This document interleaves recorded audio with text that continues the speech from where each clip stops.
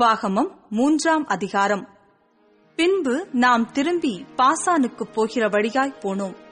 பாசானின் ராஜாவாகிய ஓக் தன்னுடைய சகல ஜனங்களோடும் நம்மோடே எதிர்த்து யுத்தம் பண்ணும்படி புறப்பட்டு எத்ரேயிக்கு வந்தான்.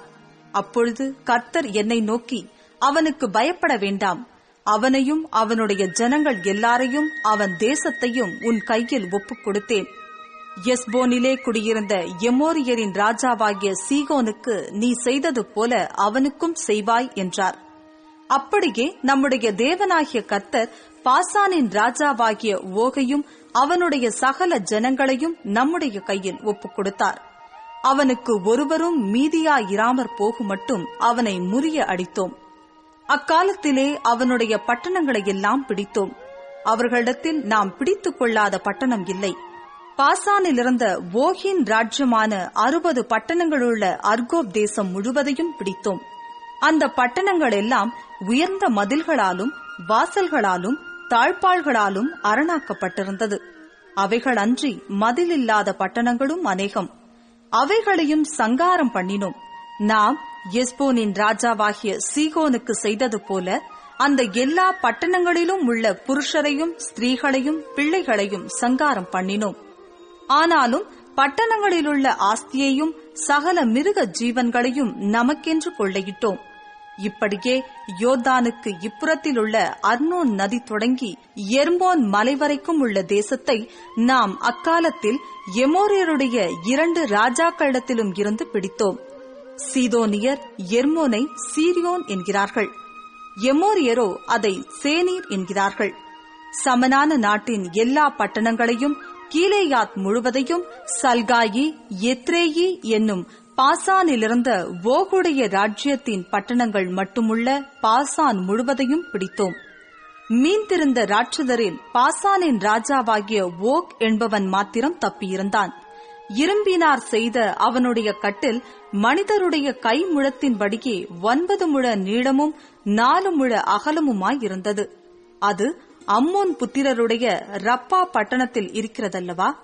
அக்காலத்திலே சுதந்திரமாக பெற்றுக்கொண்ட தேசத்தை அர்னோன் நதி அருகே உள்ள ஆரோவேத் தொடங்கி கீலேயாத் மலைநாட்டில் பாதியையும் அதில் இருக்கிற பட்டணங்களையும் ரூபனியருக்கும் காத்தியருக்கும் கொடுத்தேன். கீலேயாத்தின் மற்ற பங்கையும் ஓகின் ராஜ்யமாயிருந்த பாசான் முழுவதையும் மனாசேயின் பாதி கோத்திரத்துக்கு கொடுத்ததும் அன்றி ராட்சத தேசம் எனப்பட்ட பாசானுக்குள்ளான அர்கோப் சீமை யாவையும் கொடுத்தேன். மனாசேயின் குமாரனாகிய யாவி அர்கோப் சீமை முழுவதையும் கேசூரியர் மாகாத்தியர் என்பவர்களுடைய எல்லை மட்டும் கட்டிக்கொண்டு அதற்கு தன் நாமத்தின்படியே பாசான் அவோத்தியாயிர் என்று பெயரிட்டான். அது இந்நாள் வரைக்கும் வழங்கி வருகிறது. மாஹீருக்கு கீலேயாத்தை கொடுத்தேன்.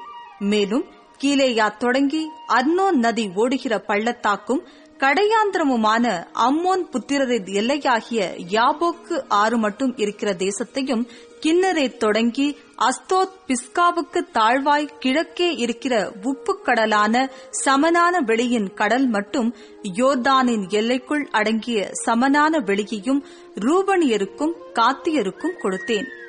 அக்காலத்திலே நான் உங்களை நோக்கி, உங்கள் தேவனாகிய கர்த்தர் உங்களுக்கு இந்த தேசத்தை சுதந்திரமாக கொடுத்தார்.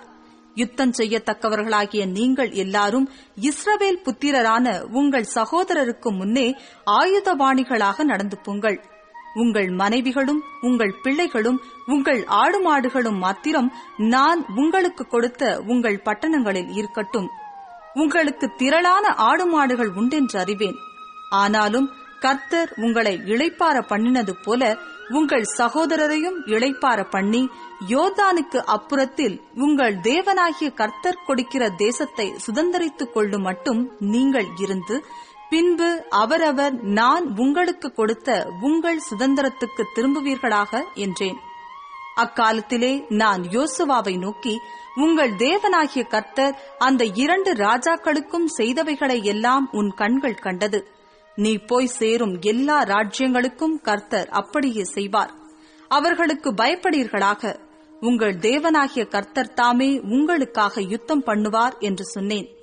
அக்காலத்திலே நான் கர்த்தரை நோக்கி, கர்த்தராகிய ஆண்டவரே, நீர் உமது அடியேனுக்கு உமது மகத்துவத்தையும் உமது வல்லமையுள்ள கரத்தையும் காண்பிக்கத் தொடங்கினீர். வானத்திலும் பூமியிலும் உம்முடைய கிரியைகளுக்கும் உம்முடைய வல்லமைகளுக்கும் ஒப்பாக செய்யத்தக்க தேவன் யார்? நான் கடந்து போய் யோர்தானுக்கு அப்புறத்திலுள்ள அந்த நல்ல தேசத்தையும் அந்த நல்ல மலையையும் லீபனோனையும் பார்க்கும்படி உத்தரவு கொடுத்தருளும் என்று வேண்டிக் கொண்டேன்.